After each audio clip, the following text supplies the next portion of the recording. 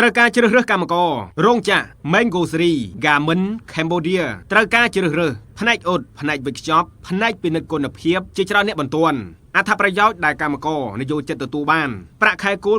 $208ប្រាក់រង្វាន់ទៀងទាត់លុយព្រីន$10ប្រាក់ធ្វើដំណើរ$7ប្រាក់5%និងប្រាក់អតីតភាពការងារប្រាក់បំណាច់ឆ្នាំ18ថ្ងៃក្នុងមួយឆ្នាំប្រាក់បាយបន្ថែមម៉ោង$2000រៀលក្នុងមួយពេលប្រាក់បាយថ្ងៃត្រង់មួយថ្ងៃ$2000រៀលការឈប់សម្រាកថ្ងៃបុណ្យគោរពតាមសេចក្តីប្រកាសរបស់ក្រសួងប្រាក់ខែសរុបចន្លោះពី$350ដល់$400ក្នុងមួយខែធ្វើតេស្តរៀងរាល់ថ្ងៃចាប់ពីម៉ោង7:00នាទីព្រឹកតទៅសម្រាប់បងប្អូនដែលចាប់អារម្មណ៍អាចទំនាក់ទំនងសាកសួរព័ត៌មានបន្ថែមតាមរយៈលេខទូរស័ព្ទ010 99 11 75 061 90 33 90 096 7គុត69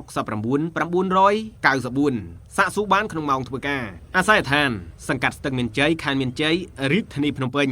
សូមคลิกសបបន្តរបស់បងប្អូនដែលកំពុងស្វែងរកការងារធ្វើបានទទួលដំណឹងនេះផង